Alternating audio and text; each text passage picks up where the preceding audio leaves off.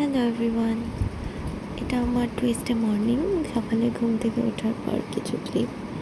আমার দুইটা ক্যাটুকে নিয়ে আমার ঘুম ভাঙলো। রিও আমাদের বাসায় গেস্ট এসেছিলো কালকে সিম্বার ওয়াইফ হিসেবে। তারপর আমি ওকে দিতে ওর মার বাসায় চলে গিয়েছিলাম। এরপর কিছুক্ষণের জন্য রেস্ট করে দেন সন্ধ্যার সময় ও আসলো, এসে আমাকে নিয়ে বের হলো।